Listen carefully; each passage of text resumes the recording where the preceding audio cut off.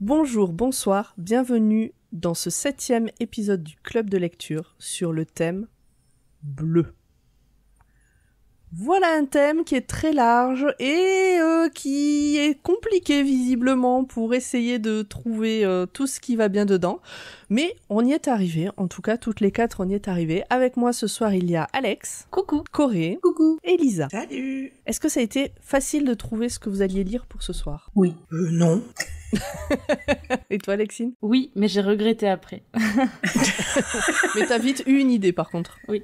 Et toi, Pam? Eh ben, en fait, moi, je vous l'explique après, mais j'avais choisi ce thème en ayant en tête ce que je voulais lire. Mais ça n'a pas été si simple que ça. Mais je développe après quand je parle du livre, donc je vais pas trop en dire tout de suite. Ça fait du suspense, ça donne envie à tout le monde de rester pour savoir, mais de quoi parle-t-elle? Mon Dieu, mais quelle folie. Bon, eh ben, très bien, alors, qui veut commencer? Alors, pendant que vous vous décidez, on va saluer les 3000 personnes du chat. Salut le chat! Salut. Iphigénie, toujours fidèle, avait quelque chose, a lu quelque chose. Ouais, de bleu. Wirette, je sais pas, quelque chose en lien avec le thème bleu. Je pense. En tout cas, il me semble avoir compris. Ce qu'elle nous dit, mais après, elle nous a pas fait la photo du livre, tout ça. Oui, on n'en sait pas plus. C'est pas plus. Bon alors, qui commence? Moi, je me lance. Si personne veut y aller, m'en fous. Hein. Allez, ben je me lance. Allez. Alors, où est mon texte? Mon amour, quand tu liras ces mots, j'aurai quitté ce monde. Cette première phrase s'étale sur plusieurs cases. Une page entière, en fait.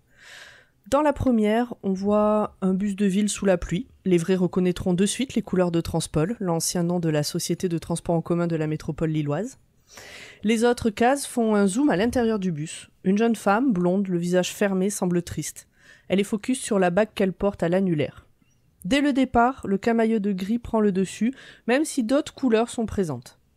La jeune femme porte un pull bleu.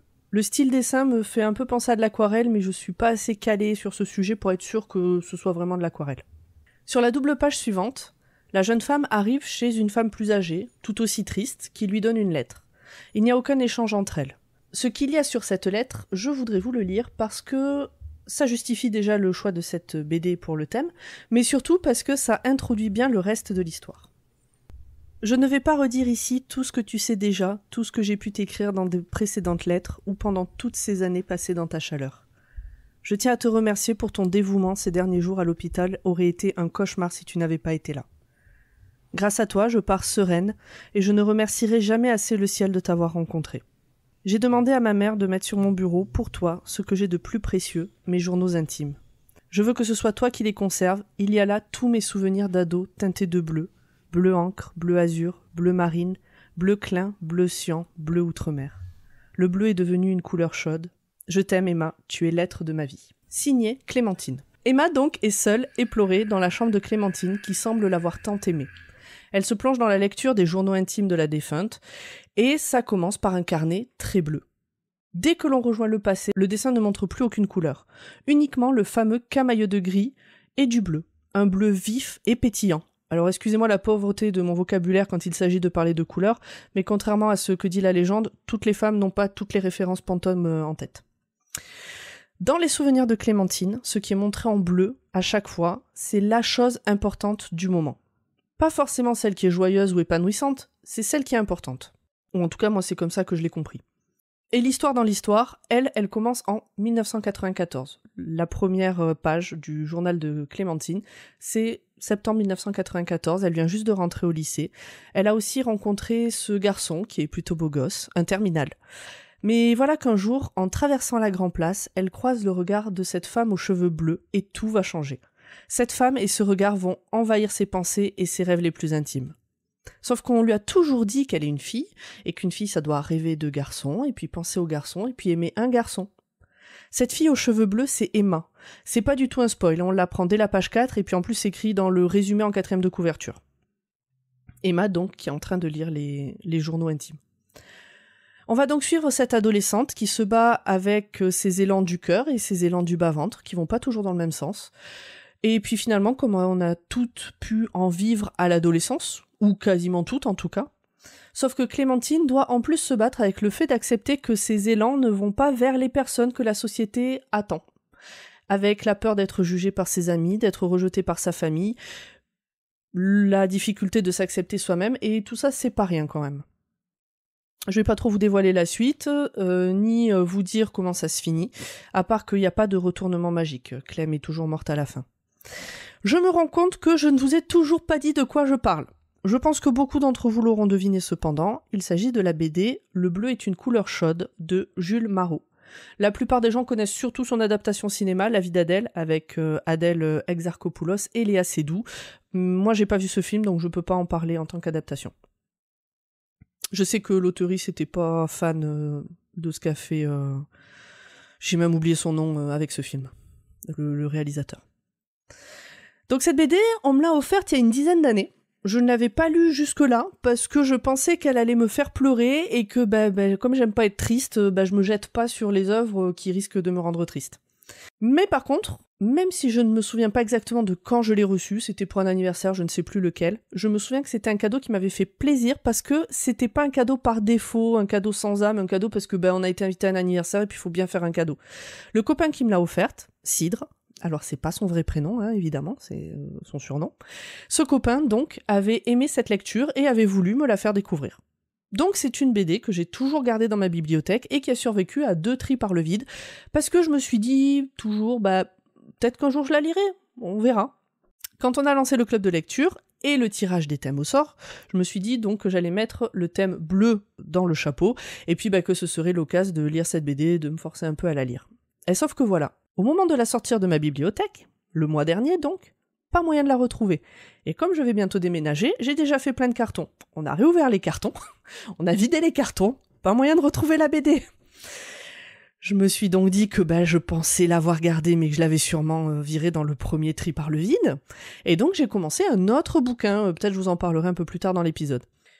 J'étais quand même très étonnée de m'en être séparée, mais bon voilà. Et puis en râlant auprès de mon copain Quentin, d'avoir perdu cette BD, de pas savoir ce que j'en ai fait, mais pourquoi est-ce que je l'ai virée, en fait il m'a fait remarquer que lui il a cette BD chez lui et puis qu'il sait pas d'où elle vient. J'ai donc récupéré ma BD, et j'ai pu la lire, enfin. Et voilà donc je la découvre à 40 ans, loin de l'âge des adolescentes, des héroïnes en tout cas de cette histoire. Et puis j'ai pas pleuré, contrairement à ce à quoi je m'attendais. Alors j'ai pas ri aux éclats non plus, loin de là, mais j'ai trouvé que c'était une histoire qui était belle, qui était douce malgré tout, malgré la violence des sentiments et des rejets que peuvent subir les héroïnes dans cette société des années 90, qui est encore moins ouverte d'esprit que notre société à nous, qui a encore beaucoup de chemin à parcourir. Pour rappel, le Pax c'est 99, donc 5 ans après cette histoire, et l'homophobie crasse de beaucoup avait été hyper violente à cette époque-là.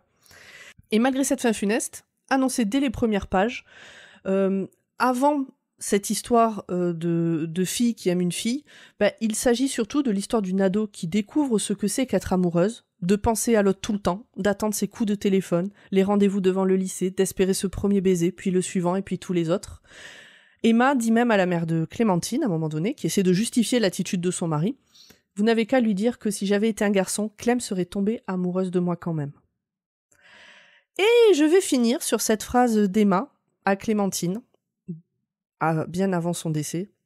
« Je t'aime passionnément et je t'aime paisiblement, et peut-être est-ce cela l'amour éternel, ce mélange de paix et de feu. » Ouh. C'était ma lecture.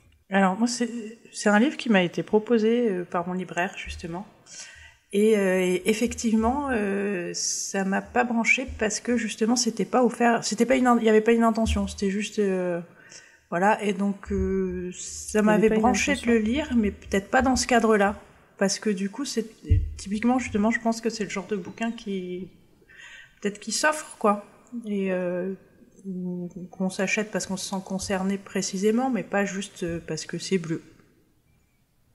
Je trouvais que c'était pas une raison suffisante de choisir celui-ci. Après, ça peut être l'occasion qui fait le larron, comme dirait l'autre. Ouais, certes. C'est-à-dire c'est une BD qui est quand même, je trouve, très belle et très chouette à lire. Les dessins sont très beaux, vraiment, c'est des dessins dans lesquels il est facile de rentrer, etc. Donc, disons que ça peut être l'occasion de la lire, tout simplement. Est-ce que vous l'aviez lu, vous, sinon, celle-là ? Je l'ai lu et je pense que je l'ai feuilleté au départ au furet et j'ai continué de la feuilleter au furet. Je l'ai reposée au furet après l'avoir terminée parce que je savais que j'allais pas la relire. J'étais juste contente d'avoir lu l'histoire, tout simplement. Mais enfin, elle est magnifique. Et toi, Alex? Tu connais, t'as déjà lu? Alors, je ne l'ai pas lu, mais parce que ce qui m'a coupé l'envie de le lire, en fait, c'est que j'ai vu le film à sa sortie. Et j'ai beau adorer le casting, le film m'avait vraiment laissé perplexe. Et je sais pas, j'avais pas aimé. Et je me suis dit, la BD, ça se trouve, ça va pas me plaire. Mais en fait, vu comment tu l'as décrit, je pense que c'est peut-être plus doux que le film. Ah oui, je pense. Alors, j'ai pas vu le film, et de ce que j'en ai entendu, oui, c'est beaucoup plus doux. Et de toute façon, Jules Marot, donc, qui a fait la BD, déteste le film, aime pas le film, donc ça peut être un indice que c'est pas pareil, quoi. C'est pour ça, donc je pense que je vais me tenter la BD, parce que l'histoire partait bien, et puis, je sais pas, il y a quelque chose qui m'a pas plu dans le film, peut-être la façon dont c'est écrit. Donc je pense que je me tenterai la BD parce que rien que ta lecture, ça m'a beaucoup touchée. Enfin, j'avais envie de savoir la suite. Alors ça fait partie des trucs un peu frustrants avec cette BD, c'est que je pense que je pourrais lire 10 tomes de la vie de Clem et Emma. Et il y a beaucoup d'ellipses du coup, puisque c'est qu'un tome et que bon, ça spoil un petit peu, mais le décès de Clémentine n'arrive pas alors qu'elle sort du lycée, quoi. Ça arrive quelques années plus tard, donc elles font un bout de vie ensemble, quoi. Mais y a Iphigénie dans le chat qui dit qu'elle connaît aucune lesbienne qui aime la version de Keshish. Voilà, c'est Keshish qui a fait le film, je retrouvais plus son nom. Mais que peut-être il y en a, en tout cas elle les connaît pas, que le film sexualise beaucoup et efface beaucoup la tendresse. Ouais, c'est vrai que le film est très... En fait, on a l'impression qu'il montre des lesbiennes qui font des trucs parce que c'est la tendance. Et ce film est sorti, mais j'ai l'impression qu'il est sorti sur une timeline pas si loin de Nymphomania, et j'avais l'impression qu'il voulait juste montrer du sexe dans tous les films qui passaient. Et pourtant... Je sais pas quand est sorti Nymphomania. La BD, en tout cas, elle est sortie en 2010 et le film en 2013. Mais ouais, non, moi, je suis pas très à l'aise quand on me montre pas forcément l'histoire. Enfin, moi, je me laisse plus porter par les émotions, les sentiments. Ouais, voilà, ça me fatigue un peu, en fait, quand je vais voir un film. Iphigénie dit, c'est globalement un mec hétérosexuel qui voulait voir des lesbiennes faire des trucs. Et c'est un peu la sensation que j'ai. Je suis assez d'accord avec sa vision. Mais après, si la BD est pas dans ce style-là, pas du tout. Pas du tout. Non, vraiment pas. Tu peux y aller. Mais du coup, j'ai pas énormément de choses en plus à dire sur cette BD parce que finalement l'histoire est quand même assez simple. C'est pas négatif quand je dis ça. Pas besoin que tout soit tordu et très compliqué pour que ce soit bien. Mais c'est vrai que du coup, il y a pas des millions de choses. Alors il y en a peut-être à dire que moi j'ai pas que je saisis pas. Peut-être, très certainement. Mais voilà, je sais pas, c'était malgré le côté triste, c'était doux à lire. Et en plus, je l'ai lu un soir, je m'étais mis de la musique dans les oreilles. Vraiment, j'entendais plus aucun bruit autour de moi à part la musique. Et du coup, j'étais dans ma lecture. Le livre, la BD est un peu grande en taille. Enfin, non, en fait, c'est une taille de BD classique, mais disons que ça... C'est pas la taille d'un roman, c'est la taille d'une BD. Donc ça faisait, je sais pas, ça me faisait comme une bulle. Et à un moment donné, Monsieur Pomme est venu me parler. Ça m'a donné l'impression qu'il rentrait dans cette bulle. Alors, il venait me demander ce que je voulais manger, tu vois. C'était vraiment pas une agression, même au contraire. Mais à ce moment-là, c'était, je sais pas, j'étais tellement enfermée dans ma bulle et dans l'histoire avec Emma et Clémentine que tout truc qui venait de l'extérieur et qui était pas en bleu-gris avec façon aquarelle était une agression. Non, puis des fois ça fait juste du bien de voir la vie d'une personne, tout simplement, même, tout à fait. Même si elle n'est pas réelle. Iphigénie a demandé si Monsieur Pomme avait perdu une main. Non, il était trop loin, il était à l'entrée de la porte et moi j'étais bien calée sur le lit avec le chat. Tout ça, il a fallu que je me lève. La flemme. Ouf. Alors, qui prend la suite? Si on sentait juste qu'elle t'avait plu et en fait t'as bien retracé L'esprit de la BD, c'est-à-dire c'est tout calme, c'est tout mignon. Je peux pas dire que c'est calme et mignon. Il y a quand même... Oui, mais... C'est pas calme et mignon, parce que les peurs qu'elle a, Clémentine, par rapport à son homosexualité, est-ce que ses copines vont l'accepter ou pas, est-ce que ses copains vont l'accepter ou pas, est-ce que ses parents vont la foutre dehors ou pas, ses parents qui sont réac, etc. Dès le départ, on le voit. Et puis les élans, ne serait-ce que de l'amour, qui est pas certain, qui est... on peut pas dire que ce soit calme, mais en fait, c'est leur amour est doux. Ouais. Enfin, voilà. C'est ça. On passe à la suite ? Allez, qui ? Donc, Lisa, t'étais motivée. Allez, j'étais chaud. Quelque part dans les écrins. Je sors de la librairie des Cordeliers. J'attends des amis au café-jeu du bas de la ville. J'ouvre donc le livre choisi. Page 23, j'ai déjà les yeux dans l'eau. Je ferme le livre, j'écris cette intro. Salut, je suis Lisa et ce soir, j'ai posé mon bleu de travail pour vous parler du roman graphique de Jean-Marc Rochette, Le Loup. Le lien avec le thème du jour, ça se passe sur les sommets de la planète bleue, dans le parc national des Écrins, entre Grenoble, Briançon et Gap. Beaucoup de planches sont des paysages enneigés, donc blancs et bleus. C'est l'histoire d'une lutte entre un homme et un loup, à base de, tu l'as vu, mon gros harpon, fusil. Enfin, ouais, c'est Moby Dick dans la montagne, quoi. Pépère élève des brebis, et une louve attaque le troupeau, alors Pépère la tue. Donc j'ai pas pu m'empêcher d'appeler le louveteau orphelin Bambi. Là, on est à la page 23, vous l'aurez compris. Le temps passe, Bambi grandit et Pépère boit. Jusqu'à ce que... Non, Gwendoline Gwendoline, c'est la brebis, c'est une BFL, une face bleue de Lester. Fan de laine, tu me comprendras. Donc, non, Gwendoline, ne va pas par là, tu vas tomber. Et paf, le chien aussi. Pépère pleure et Bambi bouffe. Et puis Pépère boit. Il voit dans son trip son fils casque bleu mort au combat. Bon, j'en dirai pas plus sur l'histoire elle-même. On aborde les thèmes de l'écologie, la solitude et l'isolement, l'entêtement, l'anthropomorphisation de l'animal. Rien de bien inédit, même quand on est un bleu dans le sujet du pastoralisme. La postface de Baptiste Morisot, philosophe écolo, signataire du premier appel des soulèvements de la Terre, propose une cohabitation diplomatique avec le vivant. Mouais. Vernis un télo pour Bobo Desvilles qui regarde les matchs des Bleus au Qatar.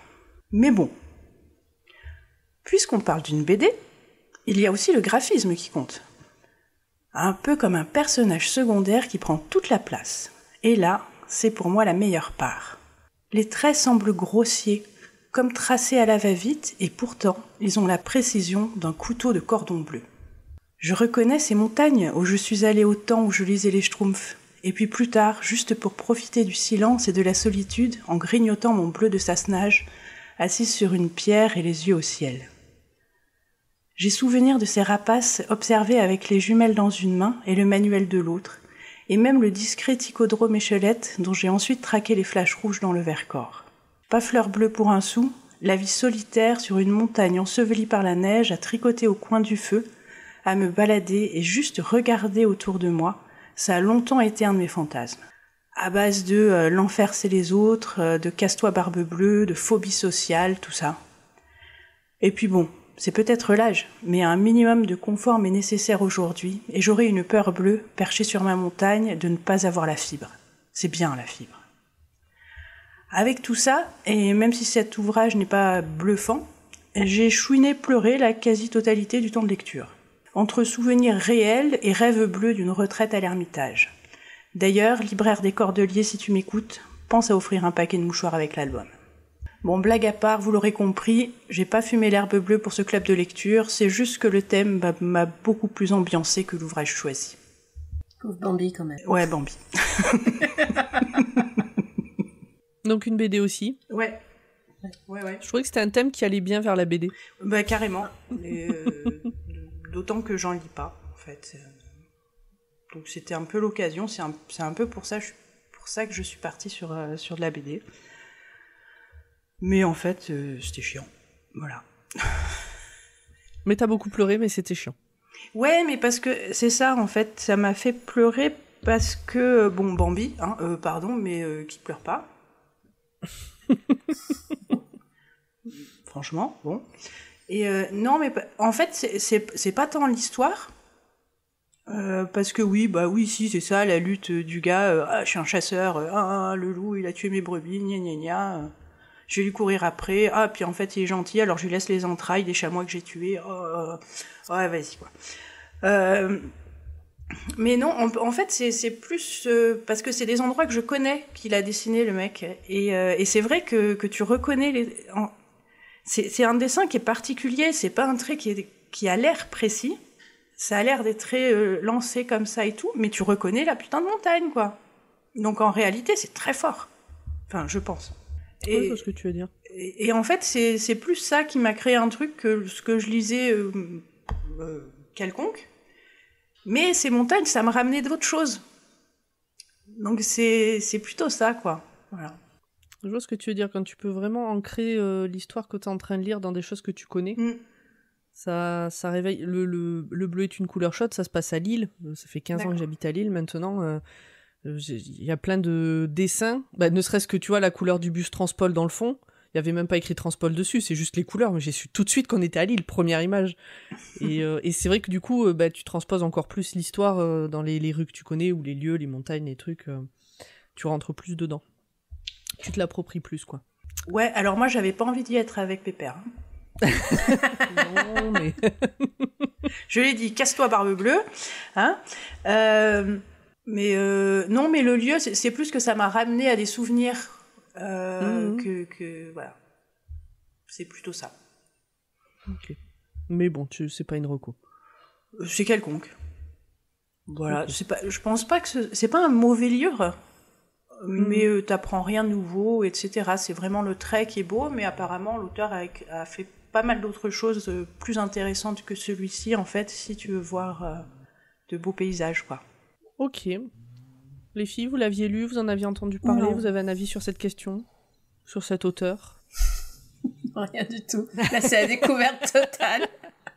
Je viens de voir la tête de Lisa parce que je sais pourquoi elle a fait cette grimace.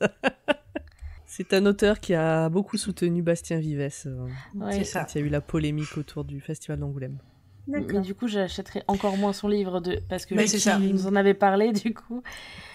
Après, l'essentiel, tu nous l'as donné, et c'était très doux ta façon de raconter. Mais ce monsieur a même fait un caprice. Il a dit puisque c'est comme ça, j'arrête la BD et j'arrête d'écrire parce que de toute façon on peut plus rien dire, c'est trop dangereux. On sait jamais quand est-ce que ça va nous tomber sur le coin de la gueule. T'as qu'à pas être un pédophile et ça te tombera pas sur le coin de la gueule. À un moment donné, voilà, c'est ça. Sont assez Donc faciles, dites-le avec moi, finalement. casse-toi, barbe bleue. Voilà. casse-toi, barbe bleue. Voilà, ouais, je voulais rallonger ma chronique en parlant un peu du mec parce qu'en fait, il a aussi dessiné le transpersonnage, qui est un de mes gros souvenirs. Qui est excellent. Voilà. Et en fait, non. C'est dans ces cas, oui, ce gars est un monsieur qui a peut-être mal vieilli, on sait pas. Il a l'âge d'être un boomer et il a des idées de boomer et il a fait le transpersonnage qui est une BD excellente. C'est ça. Donc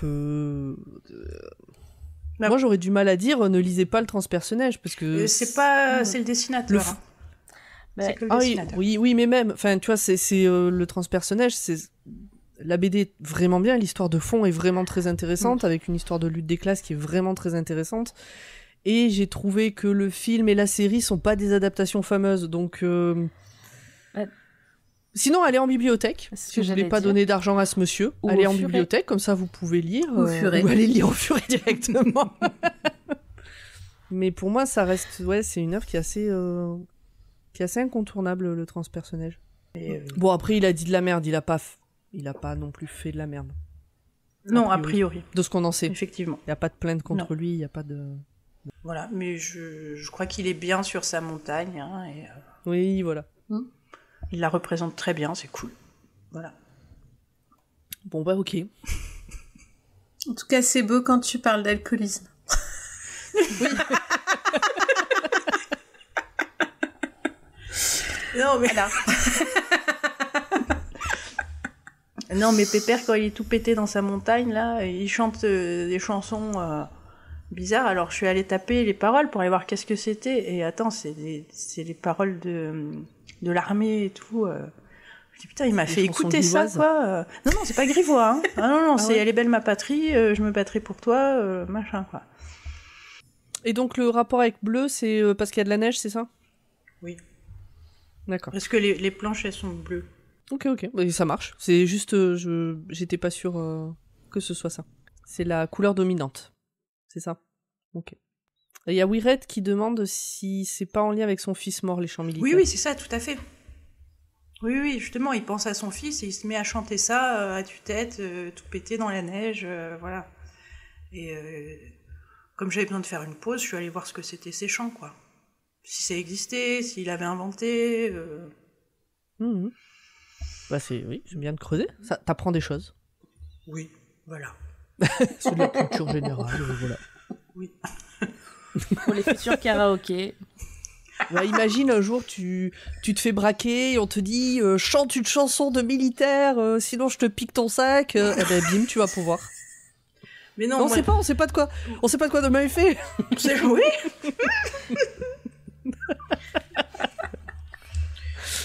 C'est pas dit que je la chante celle-là, hein. Je franchement. Non, mais prenez mon sac. Non, j'ai Triane, guerre, vent. Je la chante très mal aussi, mais elle est un tout petit peu plus assumable, quoi. Ok, bon. Ouais. Est-ce qu'on passe à la suite ou est-ce que tu as des choses à ajouter? Ou à chanter? Non. Ou à chanter? Non, j'essaie de vous retrouver les paroles, là, pour vous les lire, à tout le moins. Ah oui, ô France, ma France, très belle, pour toi je ferai bataille. Je quitterai père et mère sans espoir de les revoir jamais. La. Si d'aventure la mort les refuse, ils rentreront dans leur port et ils boiront le champagne qui fuse à la santé de leur mort. La. Voilà. Pam, tu pourras nous faire ça ambiance une soirée, ça, hein. Une copie de l'enregistrement de Lisa en train de faire la. Je pense que je vais en faire ma sonnerie de téléphone. Oui. Le matin pour se réveiller. Lisa qui lit des chants militaires. Le matin dès le réveil. Très bien. Bon, voilà. Enjoy, hein. Ok. Alors, juste pour les gens qui ne sont pas dans le chat et qui ne nous voient pas, puisqu'on enregistre avec nos caméras, pour ce thème, moi j'ai mis un petit gilet bleu, Lisa, elle a un nœud bleu collé à son casque. Qui prend la suite? Je peux, sauf si Oui, alors c'est Corée qui prend la suite, et elle est en train de crocheter un petit tricot bleu. Exactement. Je sors du cabinet de dentiste. En 2022 est sorti un livre collectif et féministe que je me suis empressée d'acheter, devinez, lors d'une promo. Le titre m'avait attirée et je l'ai pris sans lire le résumé parce que... Le béton, vous savez, ce mélange de ciment, de granulats, d'eau et d'adjuvants, ce truc dégueu qui semble avoir fait le bonheur de nos villes et qui est tellement moins beau que la brique qui continue de parsemer les Hauts-de-France. Comment ce truc que je considère comme berk peut-il être subtil ? Ah oui, et les autrices, car c'est un roman pluriel, s'appellent les agglomérés. Du coup, est-ce une invitation à briser l'écologie ? Est-ce une ode à l'architecture des banlieues d'Île-de-France ? Ou un pamphlet ? Tant de questions dont je n'ai évidemment pas eu la réponse puisque j'ai oublié ce livre dès que je me le suis procuré. Vous connaissez toute l'histoire maintenant. Et puis, fin janvier, début février, je ne sais plus, j'ai lu un essai que vous retrouverez bientôt sur Chapitre, Futur au pluriel, réparer la science-fiction de Katie Stewart. Non seulement ce livre, qu'il est bien, mais il fait une méga choré à la fin. Autant vous dire que je l'aime beaucoup. Et dedans, il y avait, vous l'avez dans le mille, Subtil béton. Là, je me suis dit qu'on n'allait peut-être pas parler d'architecture. Et surtout, mais quel bonheur quand je me suis rendu compte que la couverture était bleue. C'était parfait parce qu'il me fallait vite un livre bleu, vous voyez ? Subtil béton, c'est le genre de livre que j'aime bien parce que c'est pas un livre qu'on a dans les mains tous les jours. Il est le résultat d'un projet qui a popé dans un atelier d'écriture féministe en 2007. Ce collectif, qui s'est appelé les agglomérés, a mis tout ce temps pour donner un roman avec différents types d'écriture à l'intérieur et d'une inclusivité incroyable. C'est aussi le résultat de réflexions sur la question de la lutte, mais aussi sur notre vision du monde. Vous allez me dire, Ah mais finalement t'as lu un essai ? Bah pas du tout. C'est une histoire qui se profile dans tout ce roman. L'histoire, qu'est-ce que c'est ? Bah on est dans une ville, dans le futur. Il y a une mini-révolution, genre comme dans la Commune de Paris.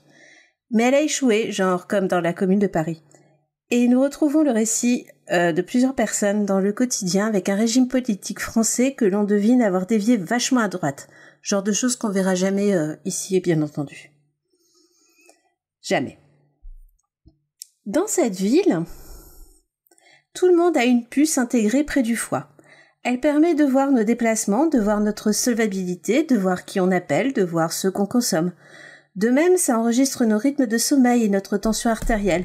Donc si on ne va pas bien, notre employeur peut être prévenu. Non pas pour organiser votre congé maladie, non, ni pour appeler un médecin, mais bien pour vous virer de votre mutuelle ou vous virer tout court en fait. Évidemment, on doit se faire synchroniser la pupuce tous les mois au commissariat, sinon on ne peut pas accéder ni à un travail, ni au logement. Pareil, si votre compte bancaire est bas, vous pouvez vous voir refuser l'accès à certains magasins. Les soins sont aussi extrêmement chers. Et les logements sont composés majoritairement de dom-apart, comprenez le futur de nos HLM. D'où le lien avec le béton. Vous voyez ? Les gens ne sont évidemment pas contents de ce régime, mais ils y sont habitués. Et puis, quand tu te révoltes, tu es fiché par la police. Quand il y a des manifs, il y a aussi restriction de déplacement. Pareil, si tu dois te déplacer quand même par voiture, tu dois payer une taxe carbone.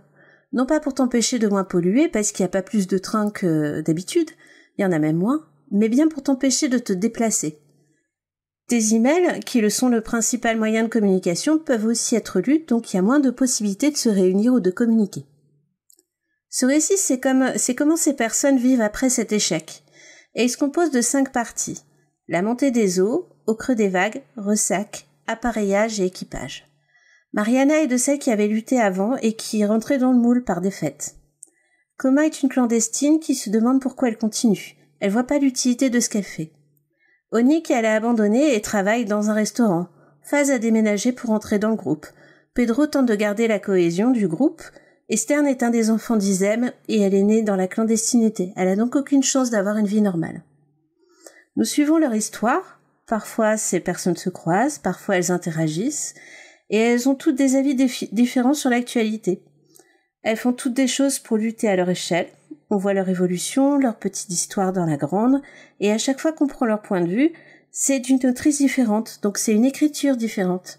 Et on a du mal des fois à voir où ça va en venir au début, parce que on semble qu'il n'y ait pas d'enjeu, mais cet enjeu se dessine au travers ces petits morceaux de vie. Subtil Béton vous apprendra pas à construire un bâtiment, mais vous apprendra à construire d'autres types de récits. C'est à la fois lourd de réflexion, mais en même temps très léger, car on voit d'autres types d'écriture, une autre manière de raconter une histoire. On évolue entre les genres, entre les styles, et je suis très contente d'avoir pu découvrir ce livre. Et si jamais vous voulez vous immerger un peu plus, il y a un site internet dont j'ai donné le lien à Pomme. et si vous voulez vous immerger encore plus, donc ce site internet a été fait avec l'histoire du projet, la carte de la ville où on évolue, et cela vous permet de continuer un peu l'aventure à votre manière. Et voilà. Il y en a que je te synchronise la pupuce, sérieux. Oui, bah écoute, c'est comme ça que je l'ai vécu. Hein. En vidéo, on l'a vu rigoler un petit peu à ce moment-là. J'ai entendu un j'ai fait bon. Oui, écoute, quand t'as dit ça, vraiment, j'avais en tête le « Viens là que je te synchronise la pupuce ». Je partage le lien dont tu as parlé dans le chat. Ah, que tu l'avais pas perdu, en fait. T'as fait une tête de « au secours » ou c'est... Non, j'avais juste pas fait gaffe que dans tout ce qu'elle a partagé tout à l'heure, il y avait ce lien. Mais je me doutais d'où je pouvais le trouver. Oui. Ça me fait beaucoup penser à un bouquin que j'ai commencé à lire, que je n'ai pas fini parce que c'est des nouvelles et que je les picore. Au lieu de lire toutes les nouvelles d'un coup, j'ai préféré en prendre, qui s'appelle « Bâtir aussi ». Émilie en a parlé dans un des choix-pites de l'été dernier. On avait fait 4 épisodes spéciaux sur qu'est-ce qu'on a envie de lire en ce moment, sur la palle, et du coup, Émilie, elle en avait parlé. Bâtir aussi, c'est ce sont les ateliers de l'Antémonde qui ont écrit ça. Donc il y a 7 nouvelles écrites par 7 personnes différentes, 7 femmes. C'est pareil, atelier d'écriture féministe. Ça part du principe que les printemps arabes en 2011 ont donné ton à d'autres révoltes, en fait. Et que donc ça s'est révolté un peu partout dans le monde, et donc il y a un monde d'après. Et c'est un peu il y a eu une grosse décroissance, etc. Et c'est du coup des petites histoires comme ça dans ce monde-là, et ça me fait un peu penser, ça fait un peu écho, je trouve. Totalement.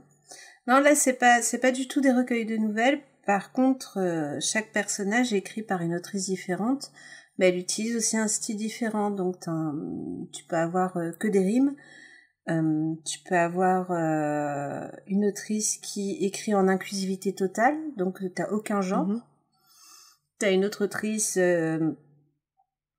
qui va plus explorer la partie onirique du truc, donc tu sais pas trop si t'es en fantasy ou en science-fiction. Donc du coup, c'est plutôt pas mal.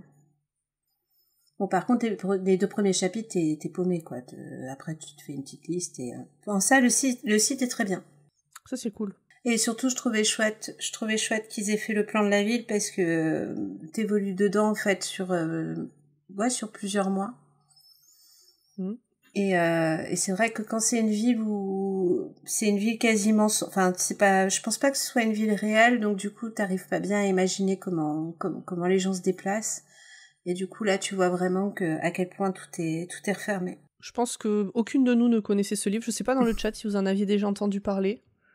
Moi, ça m'a donné envie. Mais t'avais déjà partagé quelques extraits sur tes réseaux sociaux. Ouais. Qui m'avaient titillé, dirons-nous. Les filles, ça vous parle ça vous en aviez entendu parler? Ça vous fait envie ou pas? Pas du tout entendu parler. Alors Alex, le problème, c'est que tu peux pas te contenter de secouer la tête pour nous répondre, parce que ça passe très mal en podcast. Mais je veux pas te couper la parole, donc j'attends mon temps. J'en profite pour dire à Mielou, oui, alors quand c'est un livre que je t'ai recommandé, ça veut pas dire que tu en as entendu parler, en fait. Ça veut juste dire que je t'ai parlé au moment où je lisais la lecture. Mielou vient juste de dire oui, j'ai entendu parler de ce livre, c'est pas correct. Je dis, ça marche pas. Ça compte quand même, oui, ça compte quand même. J'en avais déjà entendu parler. Écoute, bon. Oui, du coup, moi aussi, via les réseaux sociaux, j'en avais entendu parler.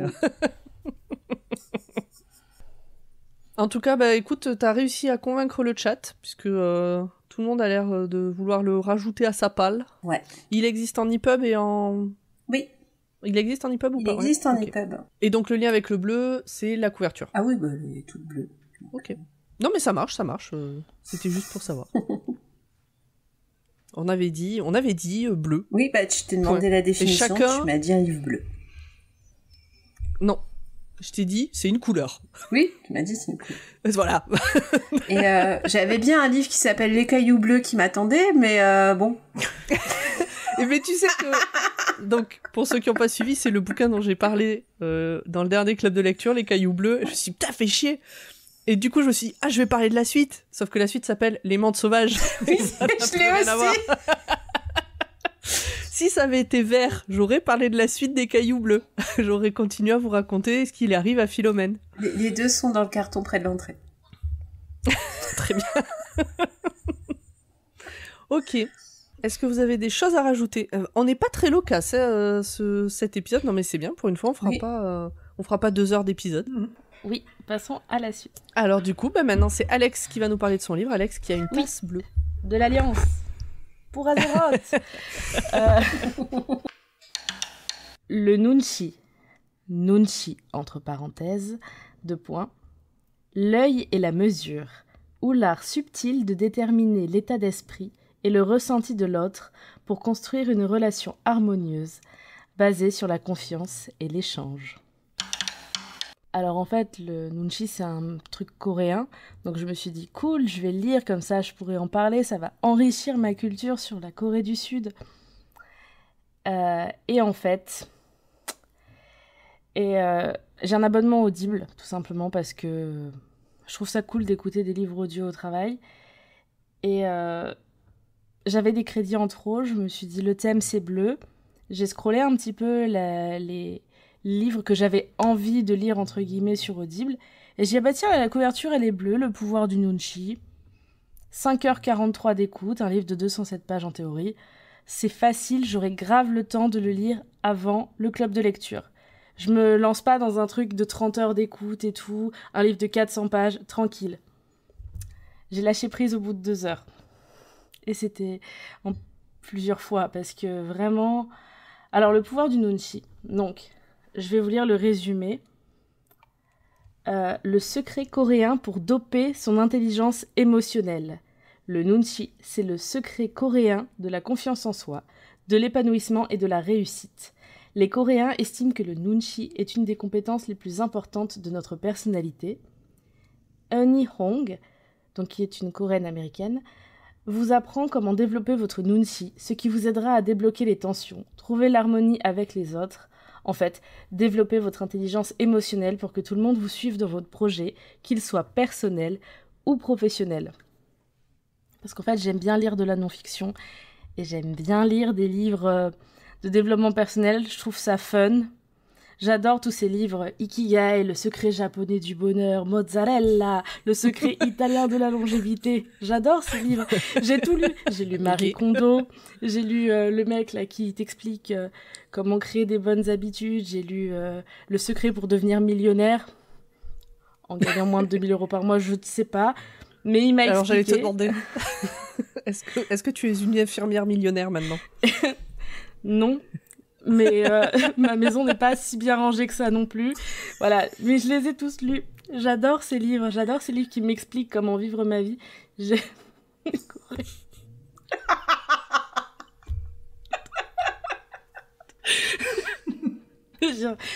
Corée vient de partager dans le chat... Corée vient de partager dans le chat, en direct, un enregistrement de mon chien qui ronfle. Avec mon chien qui ronfle actuellement, je crois, en background. Moi, je l'entends pas, mais je pense que vous, oui. Oui. Au point que je me suis dit, Alex parle beaucoup trop dans l'épisode, et en fait, non, j'ai supprimé la moitié de... On continue. Revenons à ton super livre. Je sens que t'as tellement pas envie d'en parler. Non, j'adore le développement personnel, j'adore ces livres. Je trouve que ça m'enrichit en vrai. Ça m'appauvrit puisqu'il y en a certains, je les achète. Donc ça m'enrichit pas du tout. Mais j'aime bien. Je trouve ça fun. Et, okay. Et donc, qu'est-ce que je voulais dire? Tac. Il y en a un que j'avais vraiment aimé, c'était l'art des listes. Mais après, tous les autres, vraiment, lisez-les vraiment si vous aimez les livres de développement personnel. Parce que, est-ce que c'est bien? Non. Est-ce que j'ai appris des trucs? Pas vraiment. Et est-ce que je le recommande? Déjà, il faudrait que j'arrive à le finir parce que peut-être que ça devient super quelques pages avant la fin. Mais je commence à avoir des doutes.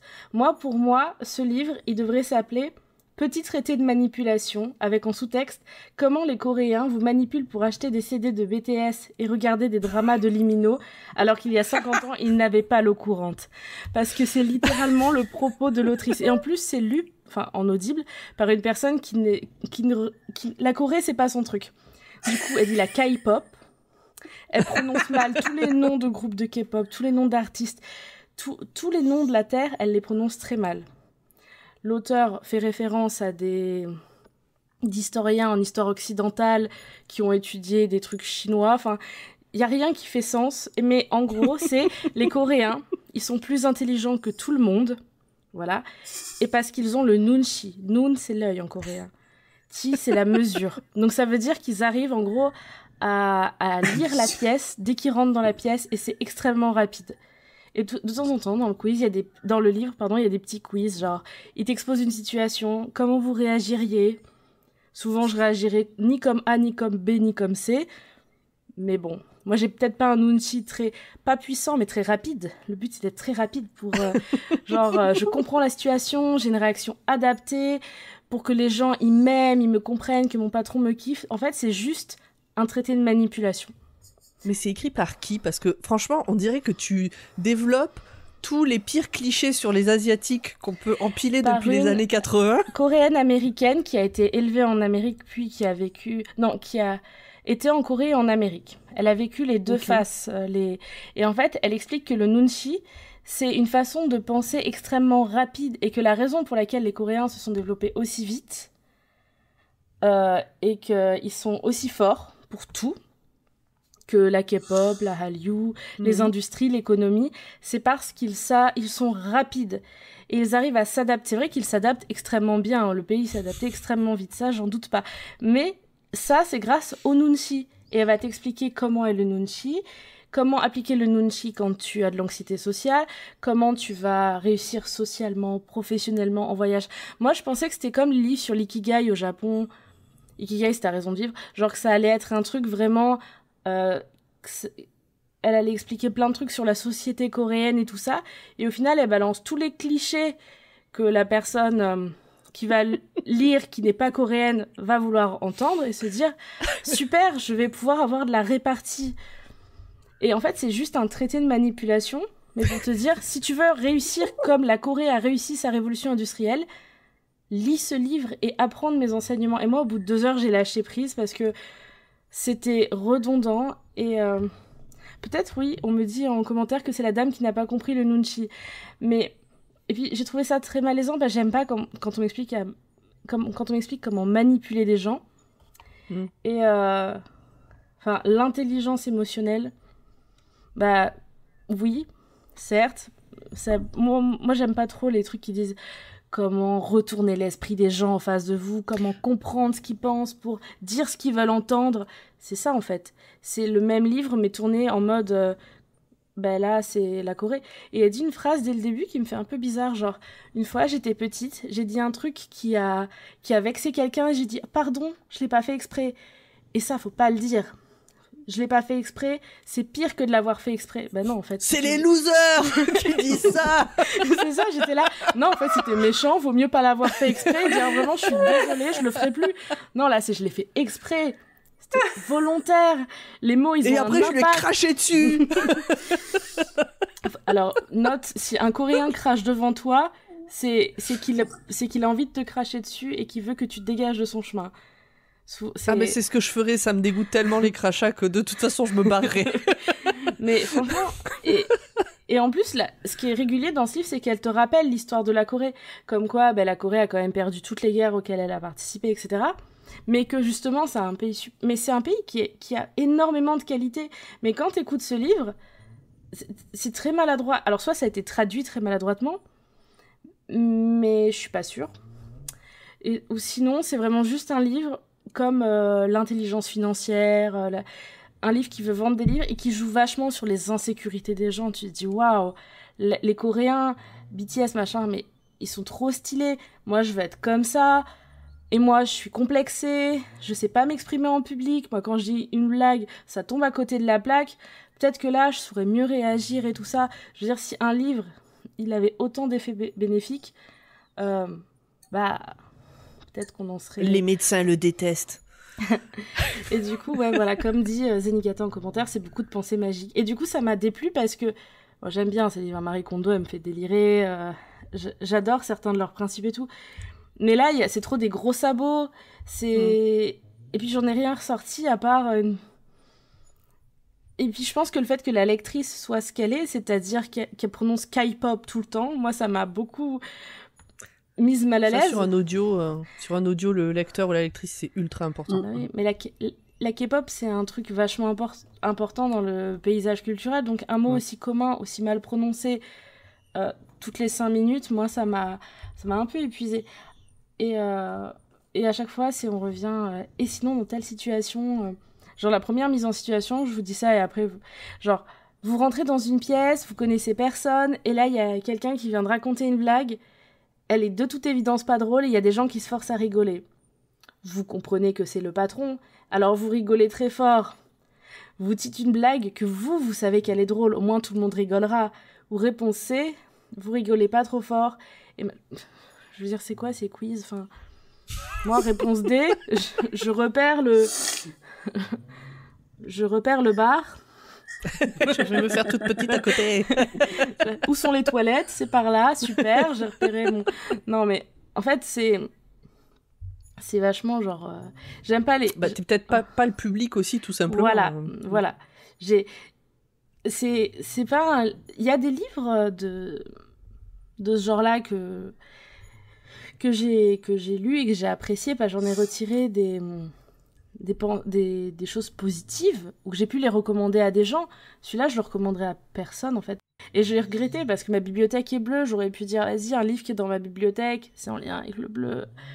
Là, quand j'ai vu la bibliothèque de Lisa, je me suis dit, il y a un Tardis, j'aurais pu finir le bouquin sur Ruby. Il y a plein d'idées qui me sont venues après. Tu l'as à côté de toi? À côté de toi, t'as un bouquin Alex Kingston Oui, parce que là, je me suis dit, je le lirai pour essayer de me Doctor laver Who. l'esprit de cette couverture bleue qui était le pouvoir du Nunchi. Et du coup, je me suis dit, mais c'est pas grave, je vais lire un autre livre, et j'ai pas eu le temps de le finir avant l'enregistrement, donc je me suis dit, je pars là-dessus. Les gens sauront que je lis des livres de développement personnel. Ouais, mais de mentaliste. C'est mentaliste.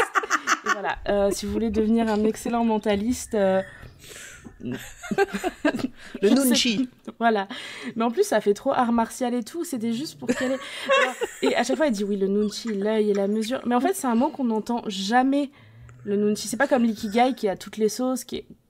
Le Nunchi, je veux dire, c'était une des premières fois que je lisais ce mot. Je me suis dit, c'est sûrement un concept de fou. C'est de la manipulation. Et t'as regardé si elle l'avait inventé ou si ça existait? Non, ça existe. D'accord. Ça existe, mais c'est pas... C'est débunké depuis longtemps, quoi. Bah, disons que c'est un concept que chez nous, ça s'appelle... Ça a un nom, en fait.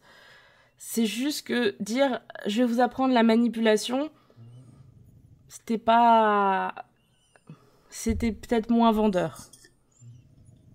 Ça faisait moins stylé, ça faisait moins tradition, machin. Il y avait moins l'enrobage marketing, en fait. Alors que le pouvoir du Nunchi, t'as l'impression que t'as un truc un peu ancestral en toi, que tu vas apprendre, qui a une autre culture et que tu peux t'approprier. Non. Voilà. Ok, très bien. Ça coûte 15 € quand même, donc bon, c'est peut-être un peu cher. Par contre, Alex, la prochaine fois que tu lis un livre de développement personnel, tu peux me faire des vocaux, s'il te plaît? Si tu veux. Le mois prochain, j'en lis un nouveau, hein, comme tous les mois, j'en lis un.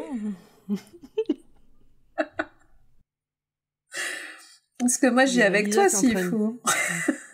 Et donc, t'as partagé un lien auquel ça t'a fait penser, oui. Lisa? Oui, c'est ça. C'est donc Petit traité de manipulation à l'usage des honnêtes gens de Robert. Mais c'est un vrai truc? C'était pas une connerie? Non, c'est un vrai truc, mais en fait, c'est un bouquin de sociologie sur les biais cognitifs et tout.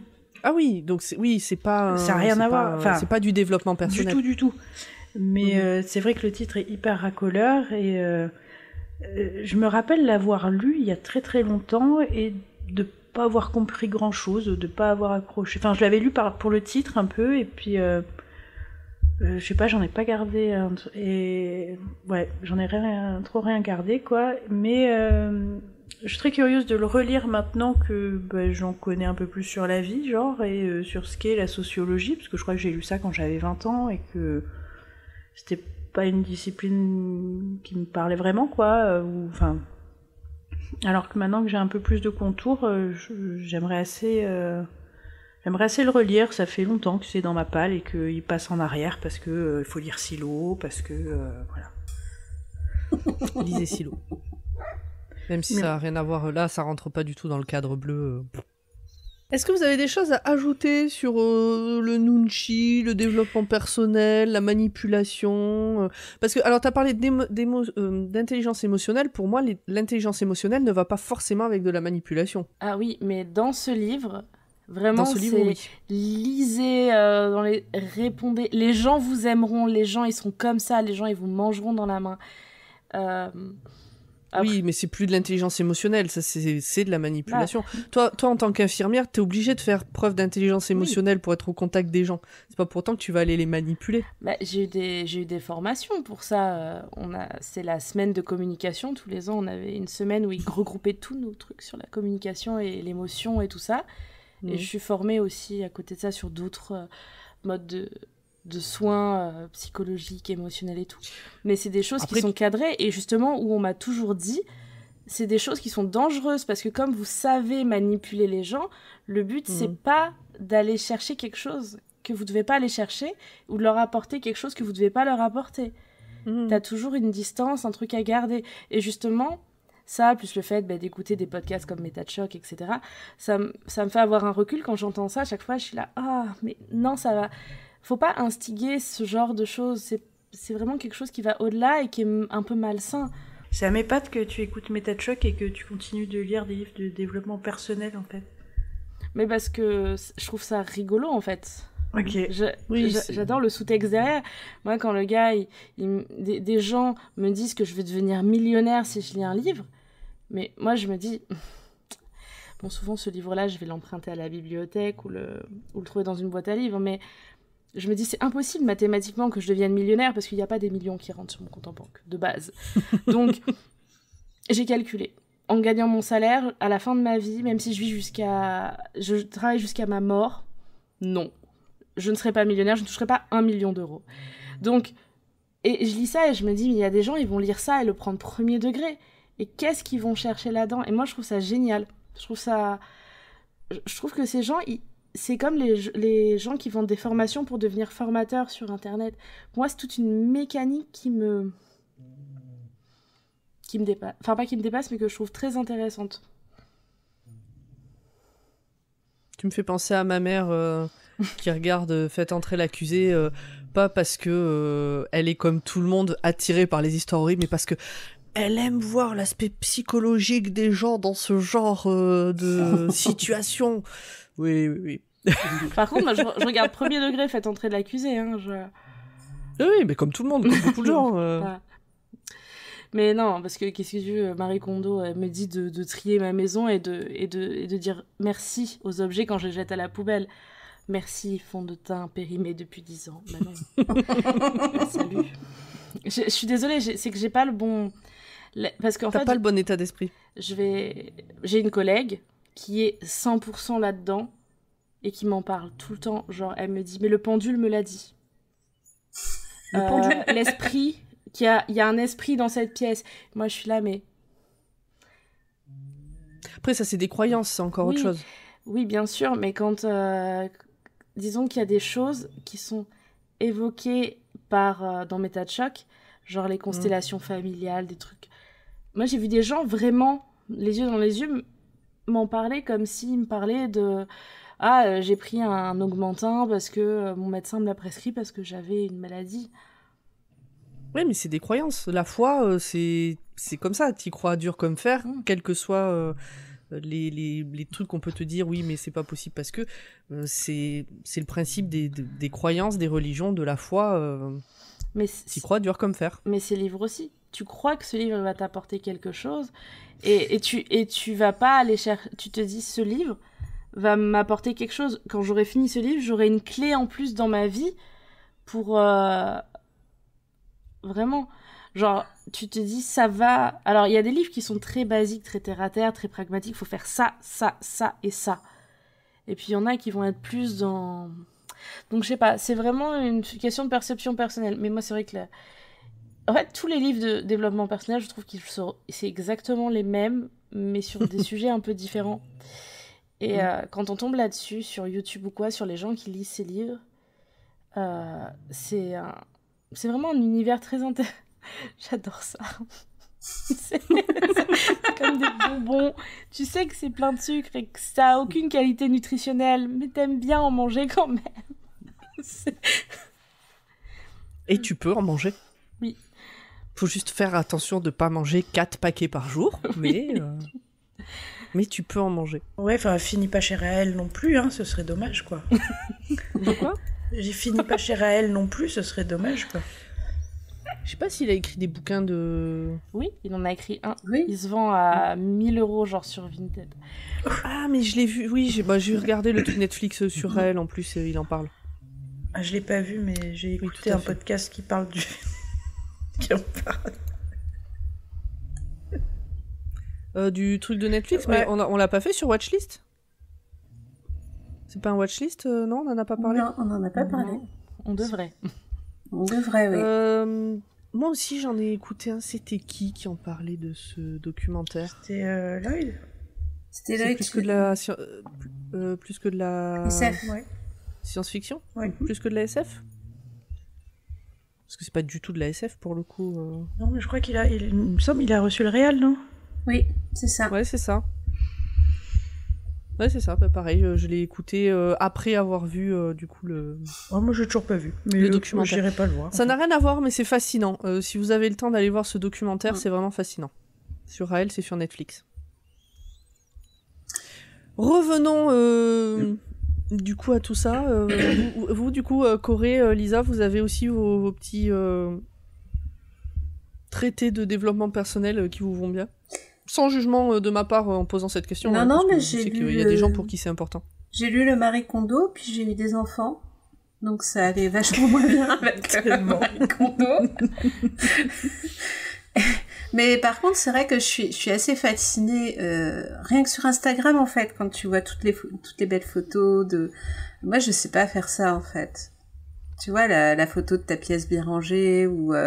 Enfin, Lisa sait très bien aussi, dans la communauté tricot, quand ils font des super photos, et toi, t'es là, tu dis, putain, comment je galère le truc. C'est devenu un running gag à chaque fois. À chaque fois que j'apparais une photo tricot, et genre, ouais, attends, mais t'as pas l'air super. Je dis, mais je suis pas super, tu vois, je porte un pull. Je suis confort dedans. Enfin. Il y a Wired dans le chat qui te demande si t'as jeté tes enfants après leur avoir tué. Pas loin. Grâce à Marie Kondo. Mais je le ferai quand ils quitteront la maison. Et donc voilà. Tu leur diras merci. Tu vois, tous ces trucs où, pareil, les filles ou les hommes qui font des super trucs de photos de livres, moi je sais pas faire ça. Enfin, je veux dire, à un moment donné, prends la couverture. Ouais, ça... Et pour moi, c'est pareil, parce que ça te vend un style de vie, ça te vend une manière de paraître qui est exactement, mais qui est ça en fait. Hein. C'est le même principe que si tu lis que Marie Kondo en fait. Après que c'est un vrai problème. Ouais. Après, tu vois, moi, je sais que chez mes parents, c'est hyper bien rangé. Chez moi, c'est le bordel. Bon, voilà. Et encore, mes ados pensent que je suis hypermaniaque du rangement, alors que pas du tout. Ouais, alors moi, j'en connais des hypermaniaques qui estiment qu'ils sont ultra bordéliques. Alors je me méfie, tant que j'ai pas vu l'intérieur de chez quelqu'un, je me méfie de ce genre de... Il y a deux Christian Signol qui t'attendent à l'entrée. Mais j'ai déjà lu. Il y a ton carton à l'entrée. Non, moi, en termes de livres comme ça, celui qui s'en rapprocherait le plus, c'est Jonathan Livingstone Le Goéland. Qui se rapproche du développement personnel Nunchi. Nunchi peut-être pas, mais dans mes lectures. Parce que des développements personnels au sens propre, j'ai pas ça. Mais Jonathan Livingstone Le Goéland me fait cet effet. En fait, ça fait partie des bouquins que j'ai les plus lus, bon, notamment parce qu'il se lit en 2 heures, mais pas seulement. Parce qu'en fait, il est plein de messages comme ça où tout nombre te limite et tu es un être infini. Voilà, plein de trucs comme ça. Mais quand je l'ai lu la première fois, ça m'a énormément parlé. Et puis en fait, quand je le relis à chaque fois, bah, tu trouves d'autres facettes et un peu en mode le dépassement de soi. Et puis tu veux faire quelque chose qui est pas attendu de ta part, de ta communauté. Et ben c'est ok en fait, parce que t'es capable de le faire, etc. Donc ouais, pour moi, c'est ce qui se rapprocherait le plus dans ma bibliothèque, en tout cas du développement personnel. Je l'ai beaucoup relu comme ça, en tout cas ce bouquin. Et voilà, enfin qui aborde aussi la mort, qui aborde voilà ce genre de thème. Okay. T'es mort mais t'es pas mort, et c'est ok en fait de penser encore à l'autre qui est mort. Très bien. Je crois qu'on a fait le tour de nos livres. Oui.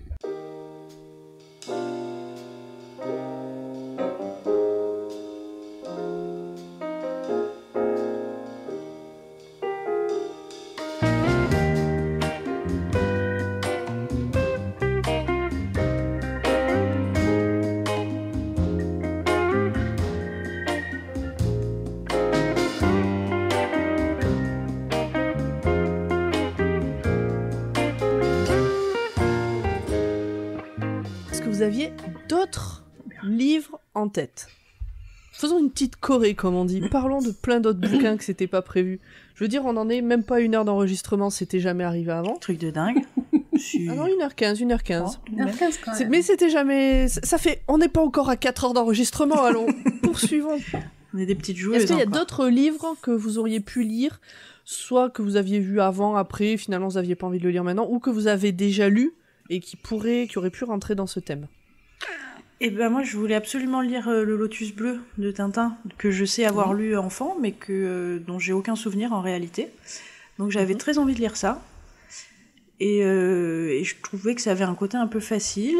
Non, mais dans le sens... Enfin, facile, parce qu'il est là, dans ma bibliothèque, il est là, quoi.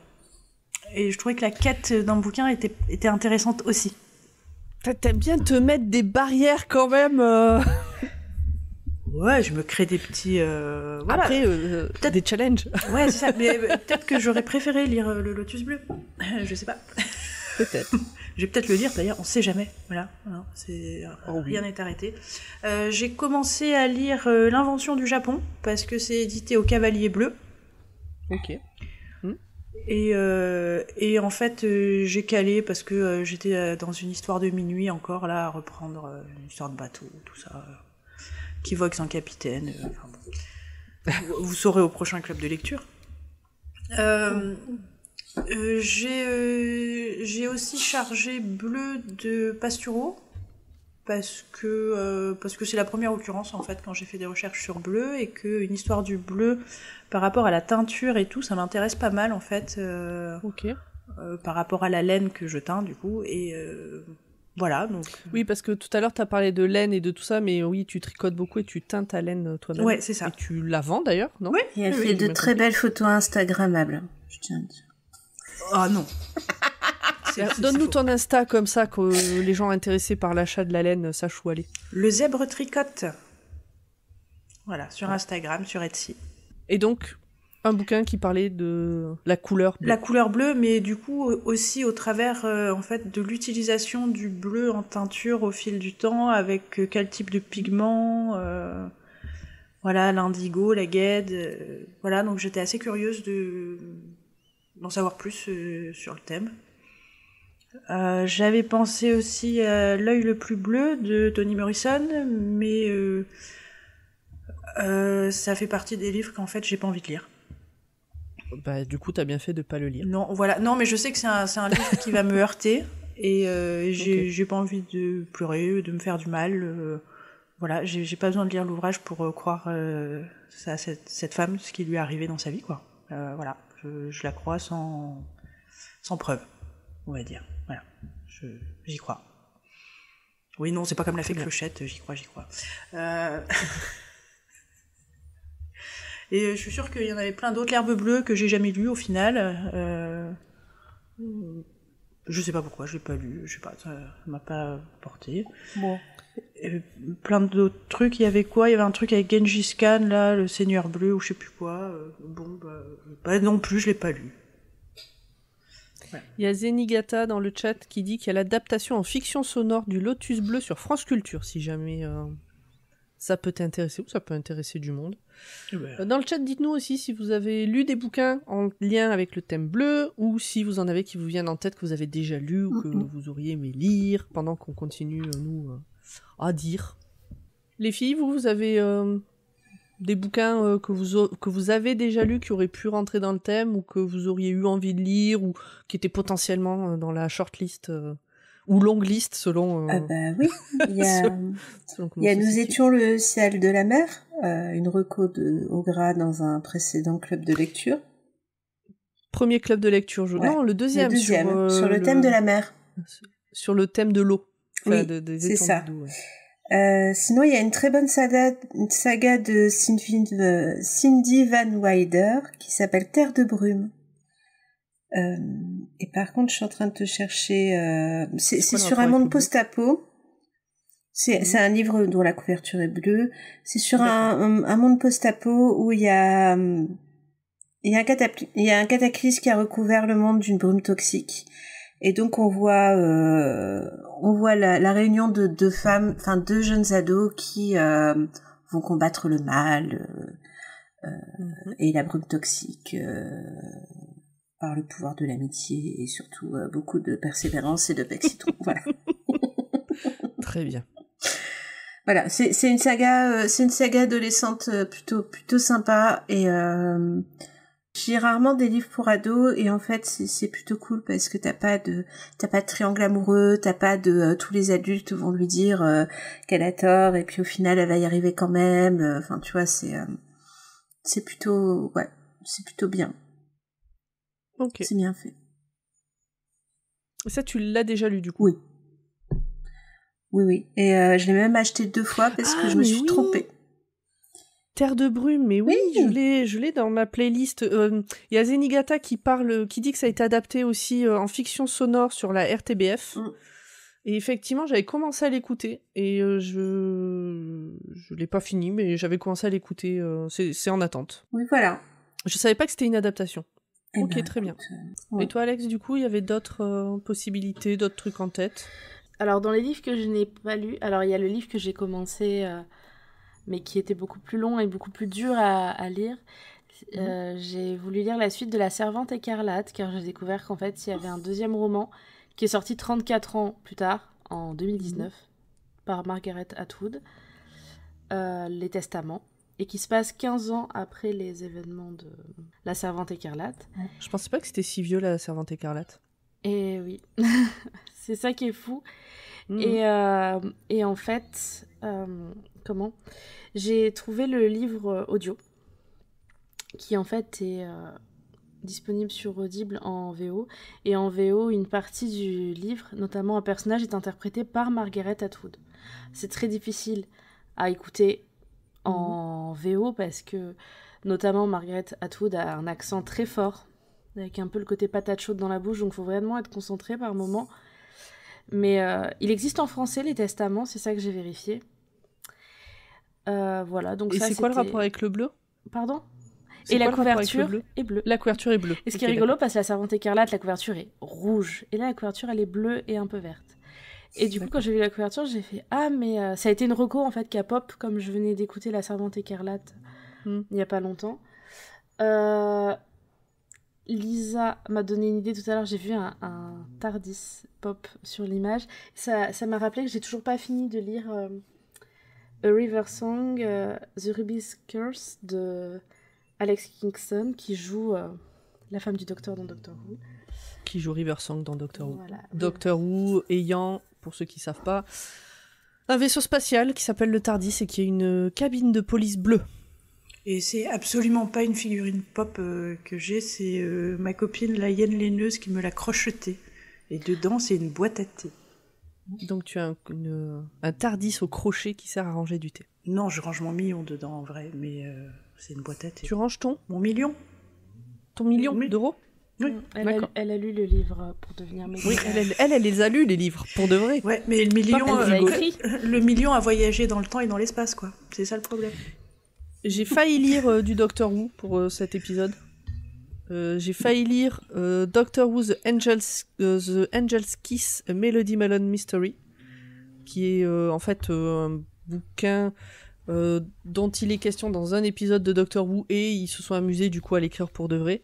Et donc il est en anglais, ça fait partie de mes objectifs de cette année, c'est de lire ce bouquin qui est écrit en anglais, qui est très court, hein, c'est une nouvelle et je parle pas du tout anglais, donc c'est pour m'entraîner.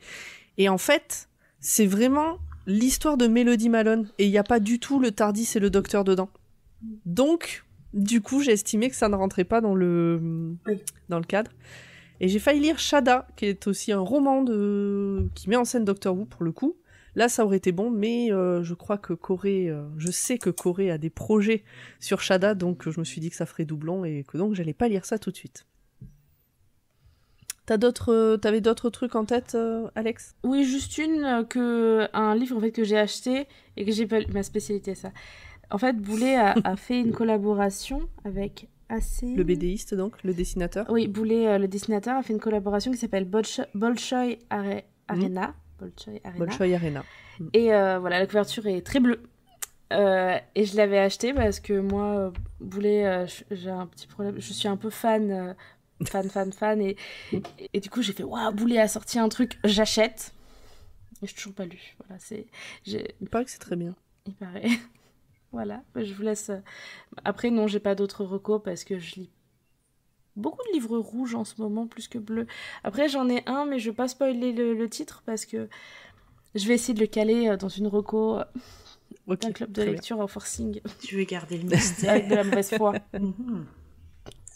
Il y a Zenigata qui, dans ses anciennes lectures, un titre avec le mot bleu, qui s'appelle « Je suis né un jour bleu » par Daniel Tamnet. Et le résumé, c'est à l'intérieur du cerveau extraordinaire d'un savant Voilà. autiste. Et donc, il nous dit que c'est une ancienne lecture dont il a un lointain mais agréable souvenir. Ouais. C'est pas le dernier Astérix et Obélix qui s'appelle l'Iris bleu, je crois. Peut-être. Je l'ai lu. Je l'ai pas lu, tiens.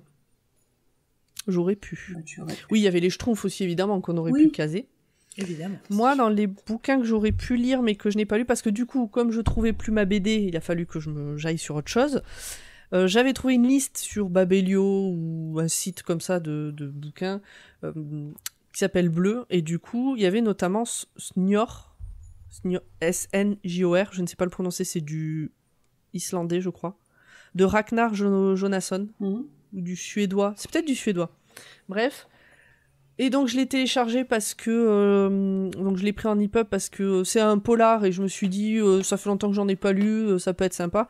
Et en fait j'avais l'impression que le seul lien avec la neige, c'était que le seul lien avec Bleu, c'est que ça se passe dans un pays où il y a beaucoup de neige.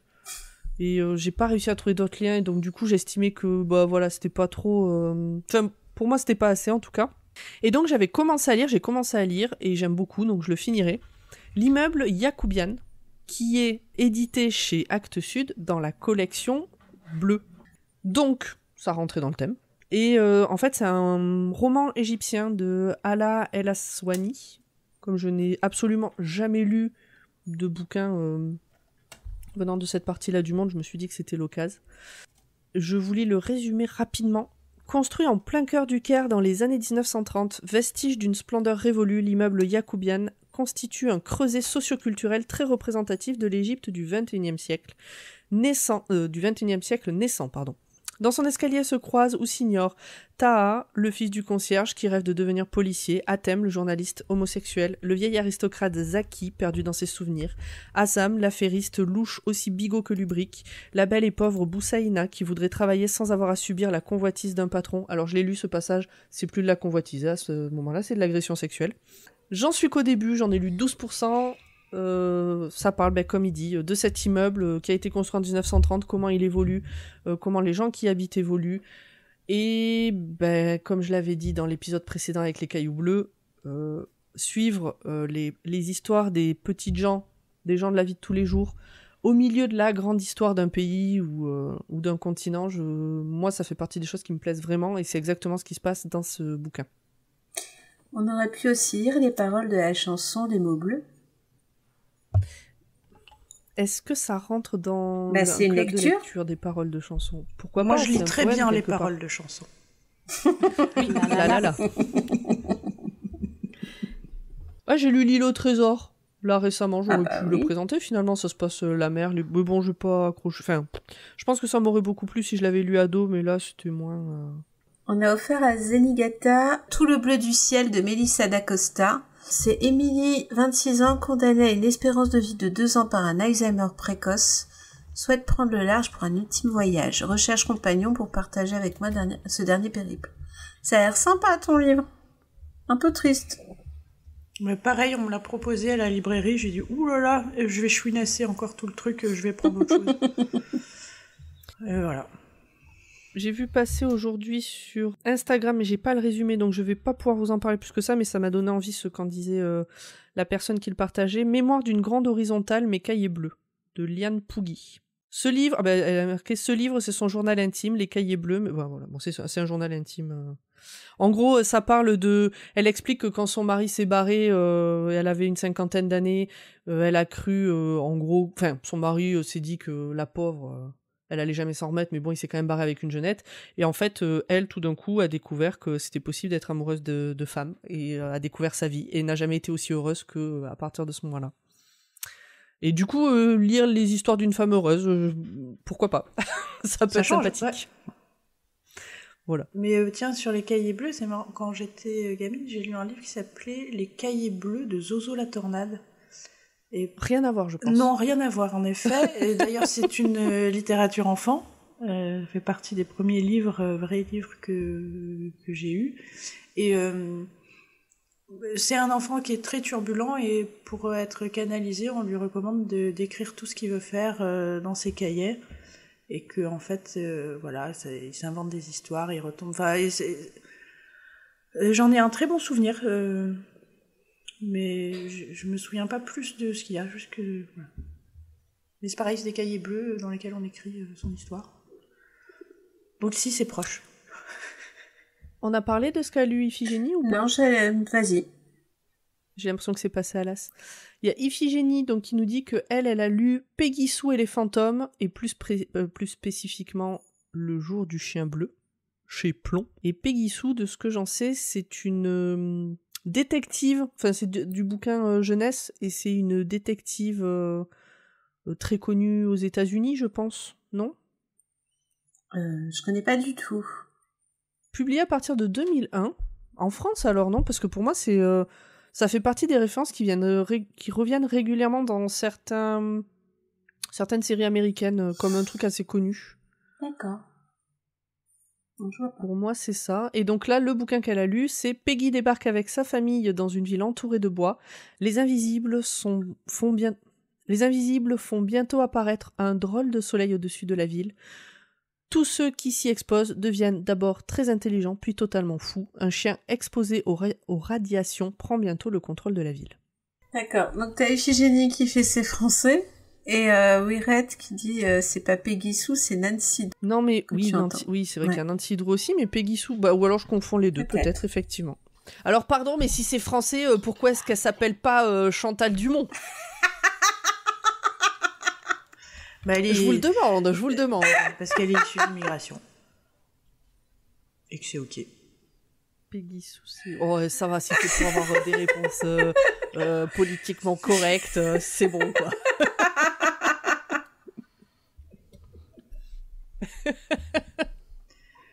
Elle vit aux États-Unis, très bien.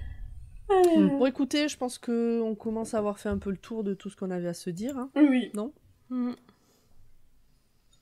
Allez, Zenigata nous en sort un dernier, un poème qu'il aime beaucoup, La terre est bleue comme une orange, de Paul Éluard. On se quitte ici, sur ces belles paroles? Oh non, on se quitte pas, on n'a pas tiré au sort. Ah mais oui, bien sûr. Je me disais, il me semblait bien qu'il manquait... J'avais en tête le montage, et je me disais, mais normalement, là, il y a un truc en plus. Je vais chercher ça tout de suite. Pendant ce temps, Corée, je t'en prie, rappelle-nous qu'est-ce qu'on fait dans le prochain club de lecture. Dans le prochain club de lecture, on va lire un livre sur le thème de la fantaisie épique. De l'épique fantasy, oui. De l'épique fantasy, oui. On n'a toujours pas de définition exacte. On n'a pas de définition exacte et que je suis pas du tout en train de lire un livre où je me demande si c'est pas de la fantaisie épique. Ouh là là. En tout cas, moi, j'en ai parlé avec des potes. Je leur ai dit ce que, tu vois, j'avais en tête, tout ça. Et là, il y a eu gros débat. Ah non, mais pour moi, c'est pas ça, l'épique fantasy. Ok, très bien. Bon, ben, moi, je me casse. Mais en fait, je pense que c'est du coup une question on peut sortir dans une soirée si t'as envie d'embrouiller tout le monde. Tu sais, tu poses la question, tu te barres. Oui, ouais, ou tu t'assois. Tu sais, tu t'assois et tu vas au bar prendre un petit verre et tu les écoutes, mais tu dis plus rien, juste tu les écoutes. Alors... Alors, cette fois, le titre, c'est Lexine qui l'a proposé, ce thème. Oh, merde. Et le thème, c'est les livres avec des titres à rallonge. Et comme explication, elle a mis pas ça, quoi. Ça de Stephen King. Ouais. Bon, c'est bien, c'est encore un thème où on pourra vraiment aller chercher dans plein de choses. Oh, moi je vais être... oui. Bah voilà, je dis rien. Toi, t'as déjà une idée. T'as déjà trouvé? Toi, tu sais, très bien. C'est infernal. Remarque, celui que je suis en train de lire, c'est à partir de combien de mots qu'on estime que ça rallonge? Oh, au-dessus de 5, je pense, un truc comme ça. Enfin, dès que ça fait une phrase. Oui, c'est ça, une phrase. Ouais. Bon, on dit qu'il y a un sujet, un verbe, un complément. Ouais. Ok. Donc d'une, par exemple, ça marche pas. Non, ça marche pas. Et je t'aime non plus, même s'il y a sujet, verbe, complément. C'est un peu... Ah, j'avoue. Non, faut que ça vraiment fasse une plus phrase de où lignes. tu sens que...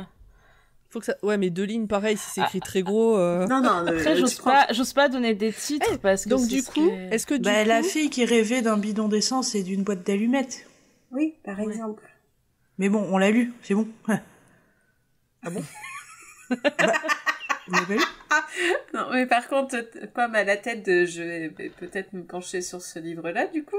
Non, j'ai plusieurs idées. Est-ce que, par exemple, bon, j'en ai un par exemple là, qui m'est proposé, de Ala El Aswani, celui dont je viens de parler, qui dit, le titre c'est « J'ai couru vers le Nil ». Est-ce que c'est un titre à rallonge? Ça commence à être long. Oui, ça Alex, commence. elle est pas trop... Ah si, ça commence à être long, j'ai couru vers le Nil. Ok. On n'est pas...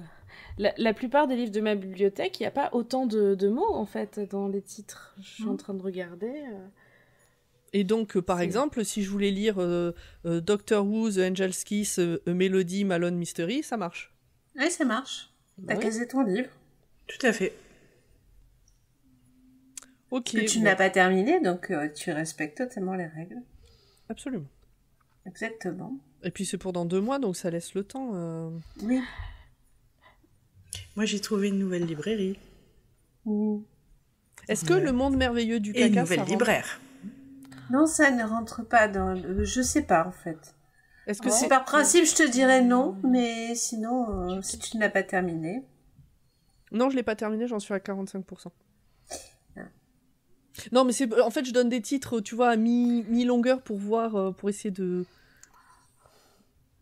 Ok. Ouais, on en reparlera hors antenne. Oui. Pour si on a un doute, pour faire valider par les autres. Oui, Et du coup, par Lexine en particulier, puisque c'est son thème. Mais c'est parce que moi, c'est vrai qu'il y a des fois des livres comme des titres de films français, moi, qui m'interpellent. Genre, je sais pas, moi, j'ai été acheter du pain et il pleuvait. Putain, pour moi, c'est l'histoire de ma vie, j'habite dans le Nord. c'est trop long. Bon, on va voir, on va en discuter. Iphigénie te dit, c'est j'ai couru vers le Nil et j'ai glissé sur une bouse de crocodile qui traînait là. Sinon, c'est trop court. Est-ce que les crocodiles font des bouses? C'est une excellente question.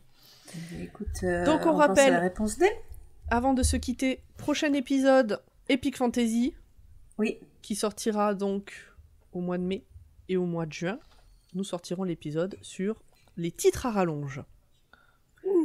Sur ce, on rappelle que le club de lecture de Choix-Pitre fait partie du label Podcut, que le label Podcut a d'autres podcasts qui parlent de plein d'autres choses. Nous vous invitons à venir découvrir ça. Venez sur le Discord pour discuter avec nous des bouquins que vous avez lus, aimés, pas aimés, de nous dire aussi ce que vous aimez bien manger, est-ce que vos chats vont bien, mettre les photos de vos petits chiens, tout ça, participer pourquoi pas à l'enregistrement dans le chat. Et puis nous avons aussi un Patreon, donc si vous avez un bal qui traîne au fond d'une poche, n'hésitez pas à le mettre dans la cagnotte, nous ça nous aide pour faire tourner la boutique. On prend pas de sous personnel sur cet argent, ça sert vraiment à faire tourner le label. Et puis surtout, n'hésitez pas à parler de nous pour qu'on puisse répandre la bonne parole des livres à lire, des bons livres à lire, à travers le monde. Et voilà, on se fait des bisous, on se dit à la prochaine. Bye bye. À la prochaine. Et bonne soirée. Bye bye. Salut.